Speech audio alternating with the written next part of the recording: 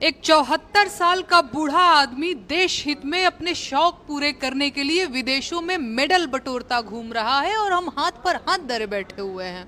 अरे लानत है हम 140 करोड़ देशवासियों पर।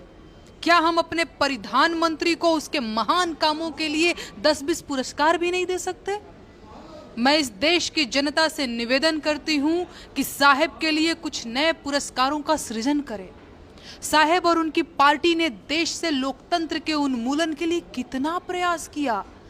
आलोचना करने वालों पर एफआईआर के अलावा बिहार के करोड़ों लोगों के मताधिकार छीनने का प्रयास लगातार कर ही रहे हैं।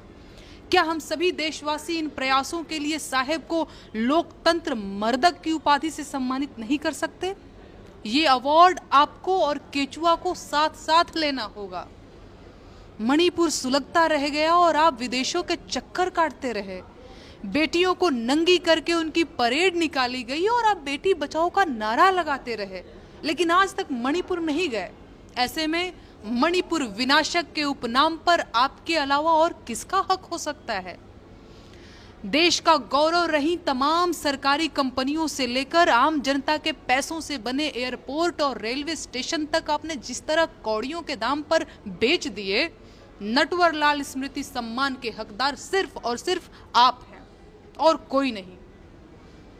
बिहार के युवाओं को लंबे समय तक बेरोजगार रखकर गुजरात और देश के बाकी हिस्सों में मजदूर बनाकर भेजने का जो मास्टर प्लान आपने बनाया, उसके लिए बिहार युवा शक्ति भक्षक पुरस्कार का सृजन होना चाहिए और उसे आपके साथी सुशासन बाबू के साथ आपको साझे में दिया जाना चाहिए।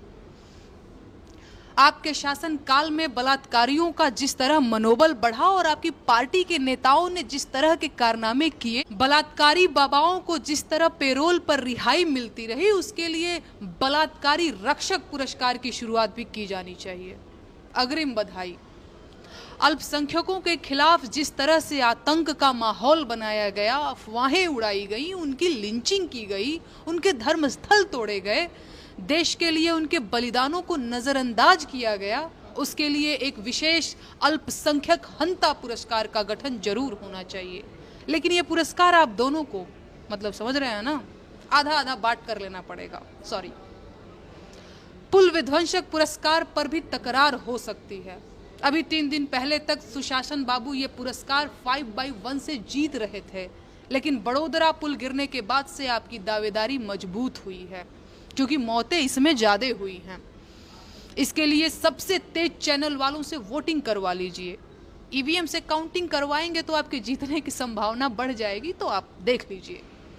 अडानी मित्र पुरस्कार की दावेदारी के लिए तो खैर अगले 1000 सालों तक कोई आपके आसपास भी नहीं आ पाएगा। अग्रिम बधाइयां सर। राष्ट्र गरिमा भक्षक पुरस्कार तो आपका है ही, लेकिन सरेंडर रत्न पुरस्कार पर भी आपके अलावा कोई और दावा नहीं कर सकता। 70 सालों में पहली बार जिस बहादुरी से आपने ट्रंप के एक फोन पर झटपट सीज फायर को अंजाम दिया था, इस पुरस्कार की शील्ड पर आपकी एक छोटी कांस्य प्रतिमा जरूर लगाई जाएगी।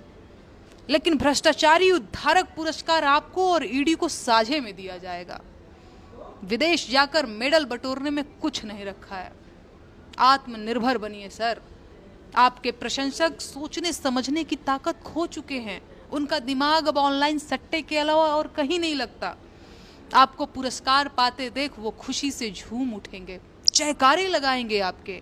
उनके लिए देश का नंबर 1 होना ही बहुत है, फिर वो चाहे भूखमरी और भ्रष्टाचार में ही नंबर 1 क्यों ना हो।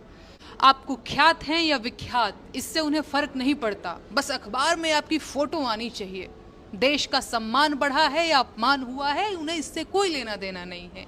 जंजीरों में बंधे भारतीयों ने अंतर्राष्ट्रीय अखबारों में जगह बनाई, यही बहुत है। आप पुरस्कार लीजिए सर, उपाधियां लीजिए, अखबारों में छपिए सर। आपके प्रशंसक तालियां बजाते रहेंगे।